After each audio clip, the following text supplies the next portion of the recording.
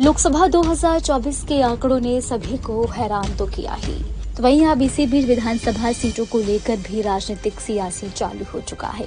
लोकसभा चुनाव के बाद अब उत्तर प्रदेश की 10 विधानसभा सीटों के होने वाले उपचुनाव में सभी राजनीतिक दलों की बड़ी परीक्षा होगी। पहली बार इतनी अधिक सीटों पर एक साथ उपचुनाव होने जा रहे हैं। बता दें कि सभी राजनीतिक दल अपना अपना दमखम दिखाने के लिए तैयारियों में अभी से जुट गए हैं।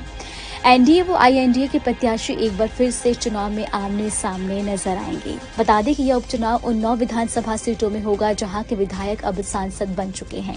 इसके अलावा कानपुर की सीसामऊ विधानसभा सीट के सपा विधायक इरफान सोलंकी को बीते दिन ही एमपी एमएलए कोर्ट ने आगजनी के मामले में 7 वर्ष की सजा सुनाई थी, जिसके बाद उनकी विधानसभा सीट की सदस्यता चली गई। इसलिए अब 10 विधानसभा सीटों के लिए उपचुनाव होना है। हालांकि इस परीक्षा में पास फेल होने से राज्य सरकार की सेहत पर कोई फर्क नहीं पड़ेगा, किंतु दोनों ही गठबंधन एक दूसरे को हराकर बड़ा राजनीतिक संदेश जरूर देना चाहते हैं।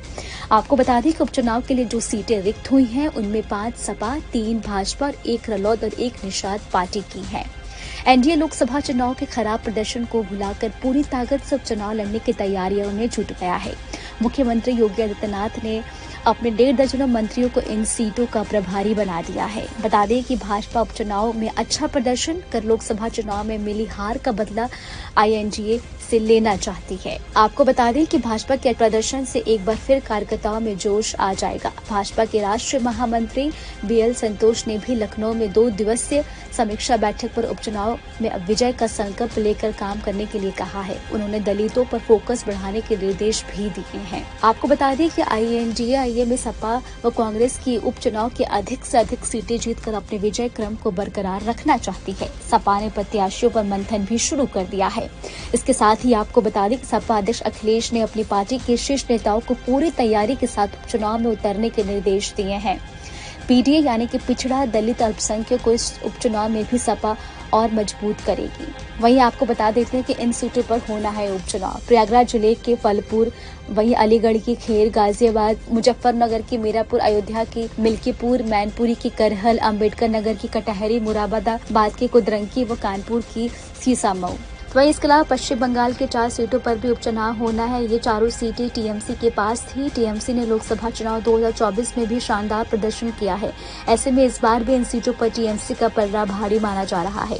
वहीं बिहार की रुपौली सीट पर उपचुनाव है। यहाँ जदयू विधायक सीमा भारती के इस्तीफे के बाद चुनाव हो रहा है। बता दें अब वो जदयू छोड़कर राजद में आ गई हैं। ऐसे में सीट पर एनडीए और इंडिया गठबंधन के बीच कड़ी टक्कर मानी जा रही है। इसके अलावा तमिलनाडु की विक्रवंडी सीट पर भी उपचुनाव होना है। यह सीट डीएमके विधायक पूजा देथी के निधन के बाद खाली हुई है। इस सीट पर डीएमके और एनडीए के बीच कड़ा मुकाबला है। वहीं मध्य प्रदेश की अबरवाड़ा विधानसभा सीट पर भी उपचुनाव हो रहे हैं। यहाँ से कांग्रेस विधायक कमलेश प्रताप शाह बीजेपी में शामिल हो गए हैं, इसलिए इस सीट पर भी उपचुनाव हो रहा है। इसके अलावा आपको बता दें कि उत्तराखंड की बद्रीनाथ और मंगल सीट पर भी उपचुनाव पैच। वहीं उत्तराखंड की बद्रीनाथ और मंगलोर सीट पर भी उपचुनाव हो रहे हैं। बद्रीनाथ से विधायक राजेंद्र भंडारी ने कांग्रेस से इस्तीफा देकर बीजेपी का दामन थाम लिया था। वहीं मंगलोर में बसपा विधायक सरवस करीम अंसारी के निधन के बाद उपचुनाव हो रहा है। इस सीट पर भी बीजेपी ने करतार सिंह भड़ाना, कांग्रेस के पूर्व विधायक काजी निजामुद्दीन और बीएसपी ने दिवंगत विधायक सरवत करीम अंसारी के बेटे उबदेर रहमान को टिकट दिया है। यह मुकाबला त्रिकोण माना जा रहा है। इसके अलावा आपको बता दें कि मध्य प्रदेश की देहरा, वहीं हमीरपुर, नालागढ़ सीट पर उपचुनाव हो रहा है। ये सीटें होशियार सिंह, आशीष शर्मा और केएल ठाकुर के इस्तीफे के बाद खाली हुई है। देहरा में कांग्रेस की कमलेश ठाकुर और बीजेपी के होशियार सिंह के बीच मुकाबला है। कमलेश ठाकुर सीएम सुखविंदर सिंह की पत्नी है। वहीं हमीरपुर में बीजेपी, तो वहीं यूपी की 10 पर एनडीए और इंडिया गठबंधन के बीच सबसे बड़ा मुकाबला माना जा रहा है। हाल ही में हुए लोकसभा चुनाव में यूपी में इंडिया गठबंधन ने एनडीए को बड़ा झटका दिया है। ऐसे में इन सीटों पर उपचुनाव को सीएम योगी की अग्नि परीक्षा के तौर पर भी देखा जा रहा है। आपको हमारा वीडियो कैसा लगा हमें कमेंट बॉक्स में आप जरूर बताएं। देश दुनिया के तमाम और उत्तराखंड की छोटी बड़ी खबरों के लिए न्यूज चैनल को सब्सक्राइब करना बिल्कुल भी ना भूलें।